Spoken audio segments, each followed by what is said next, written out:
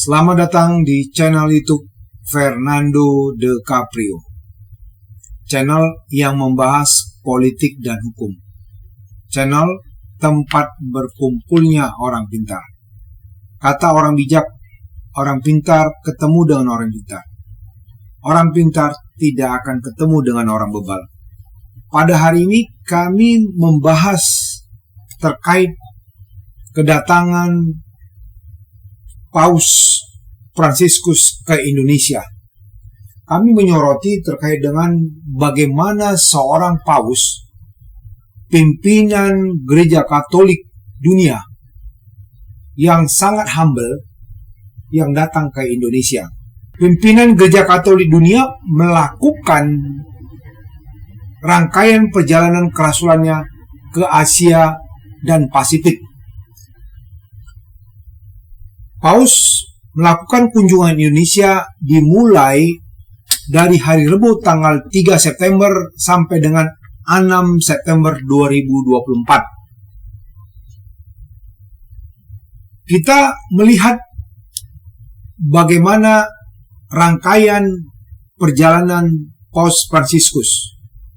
Selain di Indonesia, Paus Fransiskus juga akan berkunjung ke Papua Nugini, yaitu pada hari ini tanggal 6 September sampai dengan 9 September 2024. Selanjutnya, dia akan melakukan kunjungan juga ke Timor Leste pada tanggal 9 sampai tanggal 11 September. Lalu ke Singapura pada tanggal 11 September sampai dengan 13 September. Kunjungan dari pimpinan Vatikan ini adalah yang ketiga kalinya. Sebelumnya, Paus yang pernah berkunjung Indonesia yakni Paus Paulus ke-6 yang mengadakan kunjungan pada 3 sampai dengan 4 Desember tahun 1970. Dialah yang melakukan pertama sekali kunjungan ke Indonesia. Kemudian, yang kedua adalah ketika Paulus kedua yang berkunjung ke tanah air pada 9 sampai dengan 14 Oktober tahun 1989. Kehadiran dari Paus Fransiskus ke Indonesia yang sekarang ini menandai kunjungan ke tanah air oleh pimpinan umat Katolik setelah 35 tahun yang lalu, ya, terakhir pada tahun 1989. Terus ditanyakan, kenapa baru setelah 35 tahun pimpinan umat Katolik ini datang ke Indonesia?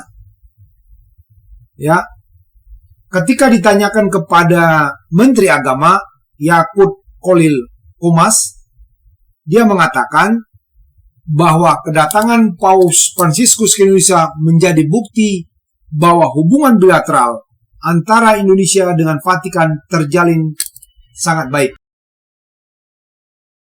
Ya, kita melihat di sini bahwa Paus Fransiskus bukanlah sosok politik, melainkan figur moral yang menunjukkan bahwa dia adalah seorang pemimpin dunia yang memberi keteladanan bagaimana dia merangkul masyarakat, terutama kepada kaum-kaum papa. Ya, bahkan ketika dia datang ke Indonesia, seorang pemimpin negara, dia hanya menggunakan mobil Toyota Innova Genix. Bayangkan aja, seorang pemimpin negara, dia tidak mau menggunakan mobil mewah. Bahkan, dia, yang saya dengar informasi, dia meminta kepada pemimpin pemerintah Indonesia untuk menyediakan mobil yang biasa digunakan oleh rakyat Indonesia. Tapi oleh karena sesuatu hal, dia menggunakan mobil Innova Genix yang tidak pernah digunakan oleh pemimpin negara dimanapun ketika datang ke Indonesia. Jangankan pemimpin negara lain, pemimpin Indonesia aja nggak pernah melakukan begitu. Menteri kita aja tidak ada menggunakan mobil Innova Genix. Saya belum pernah melihat ya, mungkin saya juga silap. Tapi yang berkeliaran sekarang ini, bayangkan ya, menteri-menteri aja paling tidak menggunakan mobil apa? Alphard. Ya, dia seorang pemimpin negara, malah dia menggunakan mobil Innova Genix tanpa mobil anti peluru, tanpa pengawalan yang ketat. Ya, dia menunjukkan sebagai seorang pemimpin yang humble, yang melindungi masyarakatnya. Ada beberapa alasan Paus Fransiskus yang bernama aslinya Jorge Mario Bergoglio ya tertarik datang ke Indonesia. Salah satunya, dia melihat Indonesia sebagai negara yang hidup dengan keberagaman umat beragama. Bayangkan aja, Paus Fransiskus, pemimpin 1,2 miliar umat Katolik sedunia, datang ke Indonesia. Beliau adalah kepala negara Vatikan sekaligus pemimpin umat Katolik. Dalam pertemuan Paus dengan pejabat dan presiden pada saat dia berkunjung Indonesia, dia mengingatkan penguasa.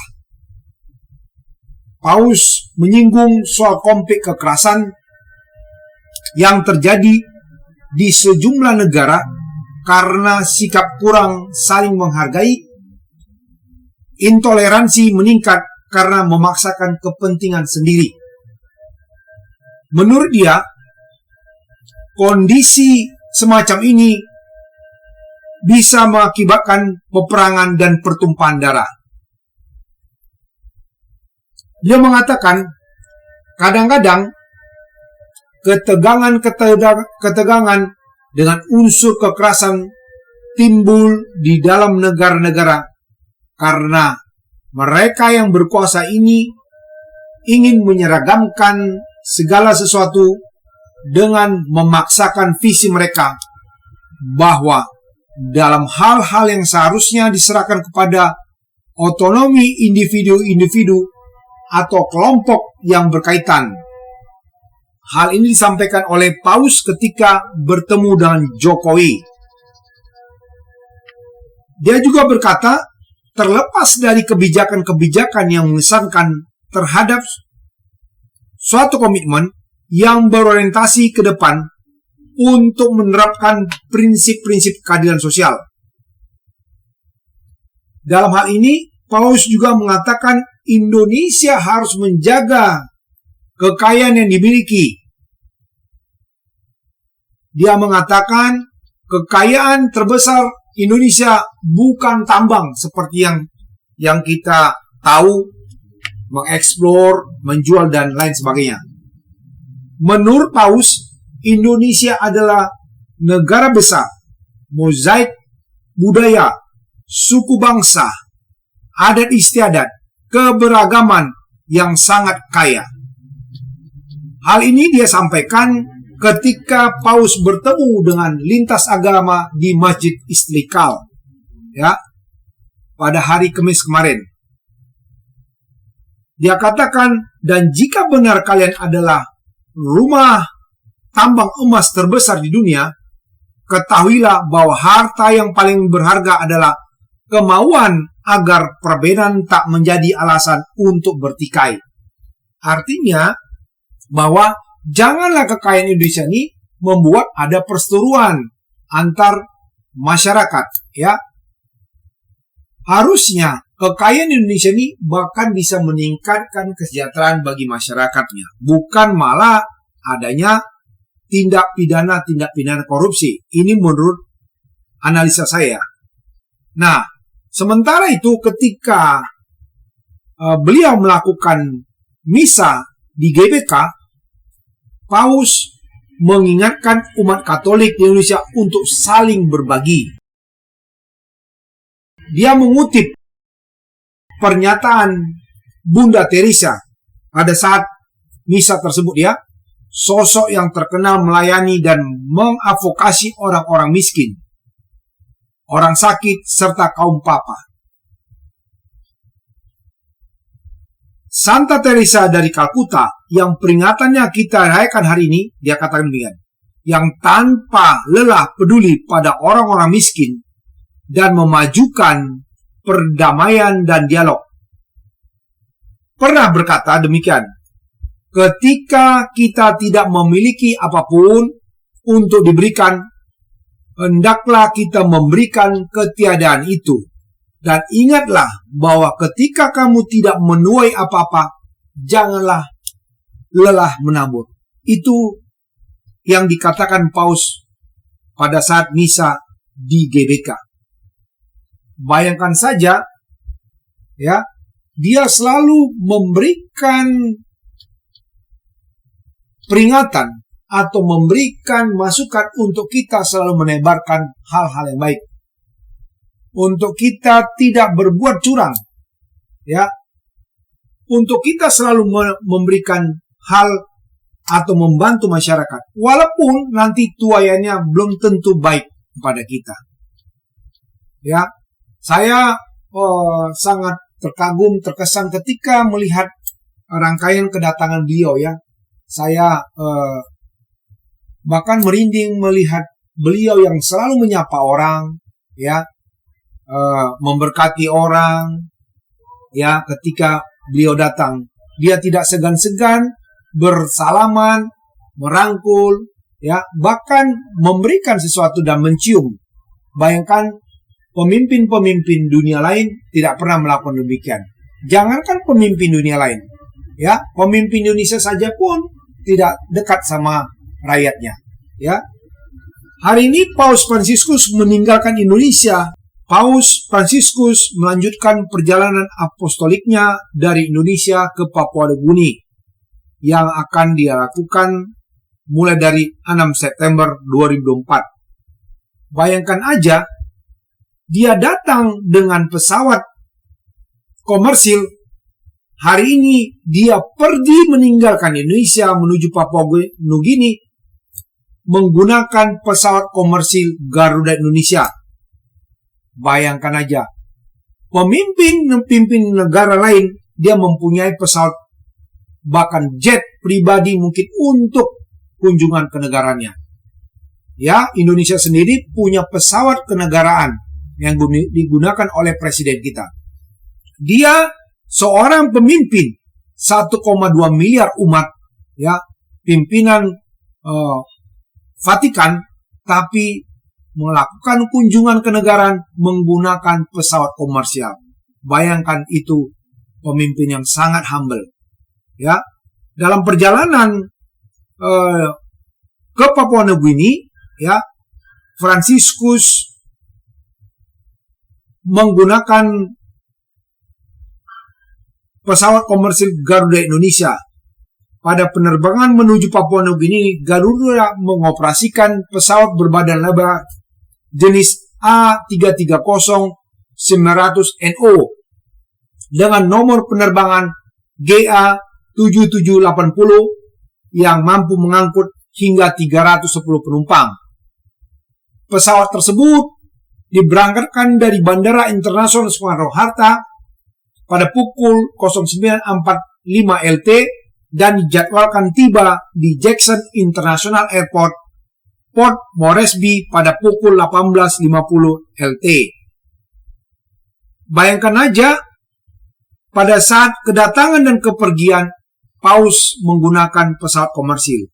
Waktu dia datang ke Indonesia, Paus memilih terbang dengan menggunakan pesawat komersial ITA Airways dari Bandara Fiumicino, Roma menuju Bandara Internasional Soekarno-Hatta.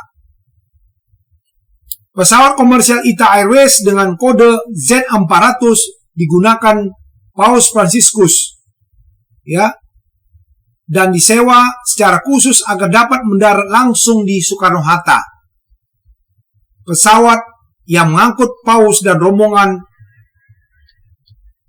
ini berwarna biru dengan bendera Vatikan dan Indonesia dan tiba di Indonesia sekitar pukul 11.25 WIB.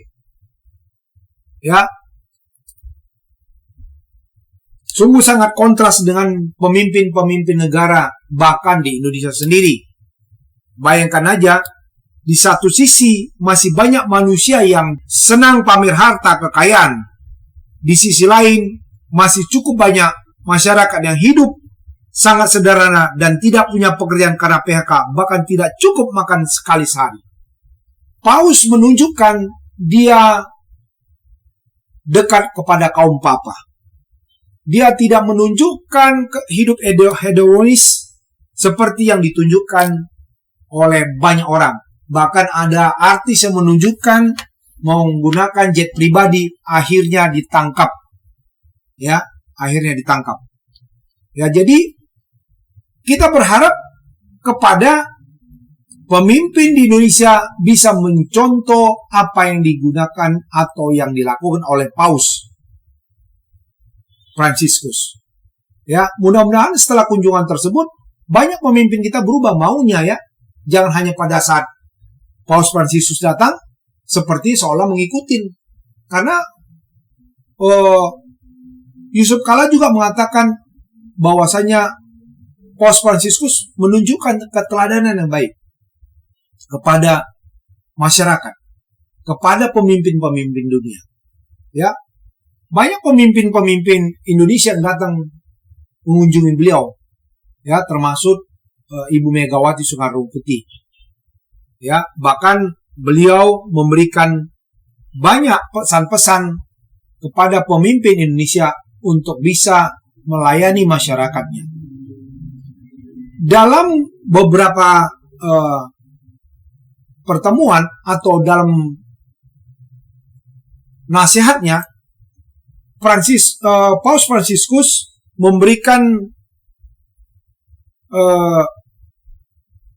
nasihat atau masukan dalam pidatonya. Dia mengatakan demikian, ya, tidak ada keluarga yang sempurna. Kita tidak punya orang tua yang sempurna. Kita tidak menikah dengan orang yang sempurna atau punya anak yang sempurna. Kita saling mengeluh tentang satu dan lainnya. Kita saling membuat kecewa. Pengampunan itu sangat penting bagi kesehatan emosional, ketahanan jiwa, dan spiritualitas kita. Tanpa pengampunan, keluarga akan menjadi arena konflik. Tanpa pengampunan, keluarga akan sakit. Pengampunan adalah pelindung jiwa, pembersih pikiran, dan pembebasan hati. Siapapun yang tidak mengampuni tidak akan mendapatkan kedamaian jiwa ataupun bisa bersatu dengan Tuhan. Rasa sakit, luka adalah racun yang sangat berbahaya dan bisa membunuh. Mempertahankan rasa sakit di hati adalah tindakan penghancuran diri. Ya, itu kata Paus. Mempertahankan rasa sakit di hati adalah tindakan penghancuran diri. Pengampunan adalah sebuah pembersihan diri. Siapapun yang tidak mengampuni, maka baik secara fisik, emosi, dan spiritual, ia sakit. Ya, ini kata Paus Fransiskus ketika dia berbicara di depan para pejabat. Itu sebabnya keluarga haruslah jadi tempat kehidupan, bukan kematian. Wilayah untuk pengobatan dan bukan untuk penyakit. Pengampunan itu membawa kebahagiaan di mana hati yang cemas, yang membuat sedih, disembuhkan karena kekhawatiran adalah sumber penyakit. Ya, jadi Paus meminta kepada masyarakat, kepada keluarga, baik pasangan, anak, ya, untuk saling memberi pengampunan, karena pengampunan itulah yang terbaik. Karena tidak ada memberi pengampunan itu sama saja dengan merusak mental, fisik, emosi, dan spiritual kita. Kita menjadi sakit kalau tidak ada pengampunan. Dia katakan, dan pengampunan membawa penyembuhan, sedangkan rasa sakit menyebabkan penyakit. Ya. Terakhir, pesan Paus kepada kita, dia katakan, saya juga hendak berkata kepada Anda, kepada bangsa ini, kepada Nusantara yang mengagumkan dan beraneka ragam ini, janganlah lelah berlayar dan menaburkan jalamu. Janganlah lelah bermimpi dan membangun lagi sebuah peradaban-perdamaian. Beranilah selalu untuk memimpikan persaudaraan. Ya, jadi dia selalu menebarkan pesan perdamaian kepada seluruh umat di dunia ini. Tidak ada membedakan. Bayangkan aja dalam pertemuan dia dengan Imam Masjid Istiqlal, ya, bahkan ketika Imam Masjid Istiqlal mencium keningnya, dia mencium berulang kali tangan imam tersebut. Ya, begitu humble-nya beliau. Ya, begitu rendah hatinya beliau kepada semua masyarakat. Jadi lagi-lagi dia berpesan kepada seluruh masyarakat, terutama kepada keluarga, untuk saling memberi pengampunan kalaupun ada kesalahan yang dilakukan oleh keluarga. Siapapun itu, baik suami, istri, maupun anak. Salinglah memberi pengampunan agar tidak terjadi kesakitan fisik maupun mental. Ya, supaya ada timbul rasa sayang. Makanya dikatakan keluarga haruslah jadi tempat kehidupan, bukan kematian. Ya, bayangkan dia katakan keluarga haruslah tempat kehidupan, bukan kematian. Kalau dalam keluarga terjadi terus-menerus cekcok, ya itu sama dikatakan oleh Paus menjadi tempat kematian. Ya, tapi kalau dalam keluarga saling mengerti, saling mengampuni, saling memaafkan, maka itu menjadi tempat kehidupan bagi keluarga itu sendiri. Jadi dikatakan arena pengampunan bukanlah rasa bersalah. Ya, artinya jangan Anda selalu merasa benar, ya, Anda selalu menuduh orang bersalah, tapi kalaupun orang itu bersalah, beri dia pengampunan supaya tidak ada kesakitan bagi diri Anda sendiri. Ketika seorang anak datang kepada dia, anak itu mengatakan, ya, Papa, apakah orang tua saya bisa masuk surga? Padahal dia seorang ateis, tapi dia membaptis saya. Paus mengatakan dengan bijaknya, dia bilang, lebihlah dia bijak karena dia sudah membaptis kau. Artinya dia tidak perlu menyalahkan orang tua dari anak tersebut. Dia selalu memberikan pesan, tidak seorang pun di dunia ini yang berhak menghakimi orang lain, kalaupun ya orang itu bersalah. Tidak seorang pun manusia yang berhak menjadi hakim bagi orang lain, ya, kalaupun orang itu bersalah. Ya, jadi dia selalu memberikan pesan perdamaian kepada seluruh masyarakat di dunia ini untuk selalu berdamai, ya, dimanapun Anda berada. Mungkin itu yang menjadi topik yang kami bahas pada hari ini. Ya, kiranya pesan-pesan dari Paus tersebut bisa kita jalankan dalam kehidupan sehari-hari. Apapun agama kita, tidak ada yang salah. Semua agama itu baik. Ya, jadi dia menyampaikan pesan moral kepada kita untuk selalu berdamai ya di dalam kehidupan dan lingkungan kita. Mungkin itu aja yang bisa kami sampaikan. Bagi para penonton channel YouTube Fernando De Caprio yang belum mensubscribe, tolong di-subscribe. Silakan nyalakan loncengnya, berikan komen Anda terkait dengan video-video kami, share kepada teman-teman Anda. Mungkin dengan video ini mereka bisa tercerahkan. Karena channel YouTube ini bukan channel gosip-gosip. Channel ini channel politik dan hukum, channel yang membangun bagi masyarakat yang membutuhkan informasi tentang politik dan hukum. Itu aja yang bisa kami sampaikan. Tetap semangat, jaga persatuan bagi seluruh Indonesia, jaga perdamaian, ya. Berbaiklah kepada masyarakat, kepada banyak orang, walaupun Anda tidak menabur yang baik. Itu yang bisa kami sampaikan.